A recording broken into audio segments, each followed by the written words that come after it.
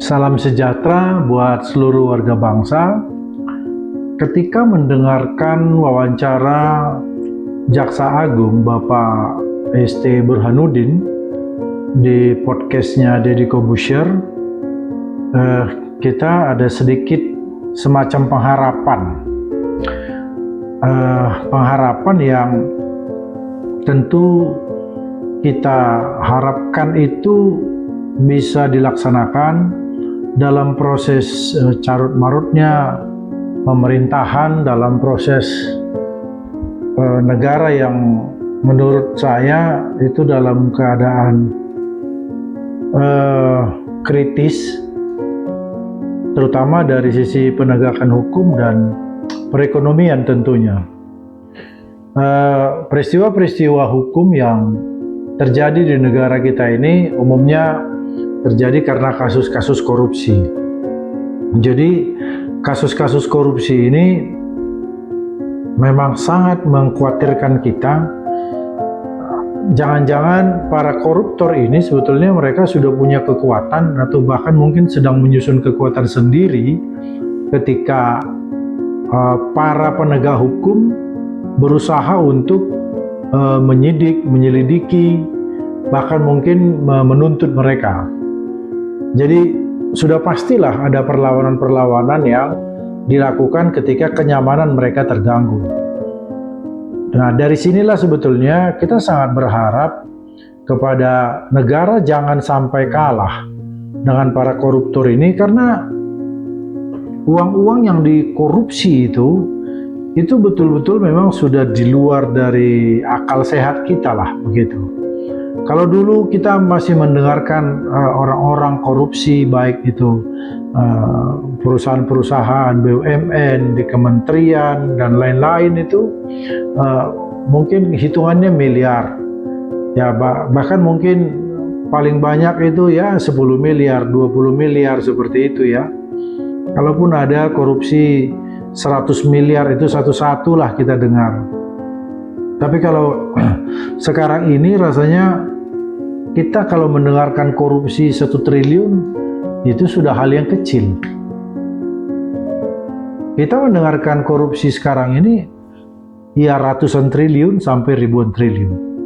Nah, kita semua pasti terkejut, dan dari wawancara yang kita dengar itu pun Jaksa Agung mengatakan korupsi yang ada di Pertamina yang baru-baru ini mereka itu para pelakunya ditangkap, itu korupsi yang sangat fantastis lah nilainya, karena sampai 1000 triliun. Dan Jaksa Agung berharap janganlah sampai ada lagi korupsi yang lebih besar dari ini. Tapi kami merasa kalau negara ini tidak diurus atau manajemen pemerintahan ini tidak berjalan dengan baik, terutama mungkin dari sisi pengawasannya, itu bisa saja terulang kembali. Nah, akan tetapi dari perbincangan ini kami ingin sedikit mengulik pembicaraan, atau kami tertariklah katakan dengan prinsip yang sekarang ini dipegang oleh Bapak Jaksa Agung ST Burhanuddin. Beliau kurang lebih mengatakan bahwa apapun risiko yang harus dihadapi dalam penegakan hukum ini beliau siap, dan itu sudah dihadapi beberapa tahun yang lalu. Ada ancaman, ada teror seperti itu, tapi beliau tidak pernah takut. Nah, itulah yang membuat kami rasanya dalam YouTube ini mengharapkan prinsip itu tidak berubah, prinsip itu tidak goyang.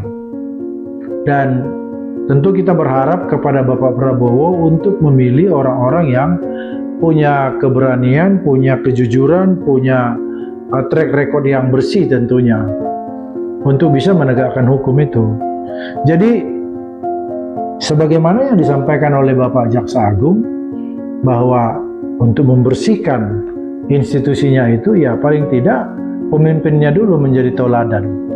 Pemimpinnya dulu yang menunjukkan bahwa dia adalah bersih, maka ya boleh dikatakan pemimpin ini ketika akan bertindak relatif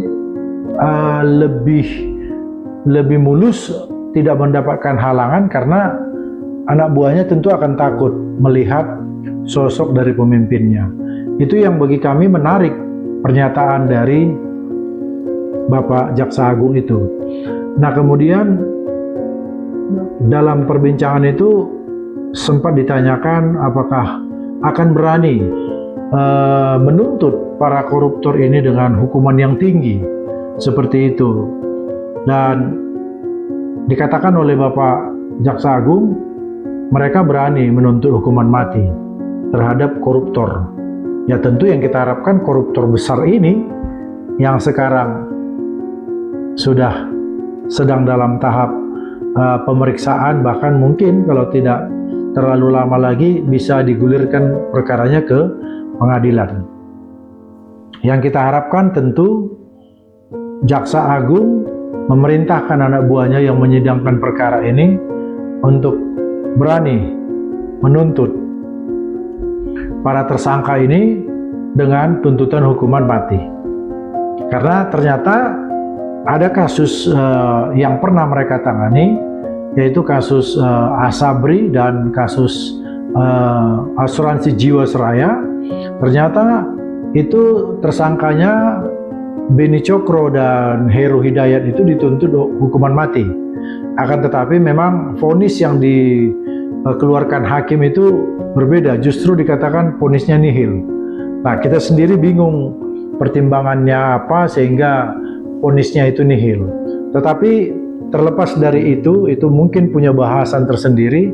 Tetapi bagi kita poin pentingnya saat ini adalah kita sangat berharap pihak Kejaksaan Agung menuntut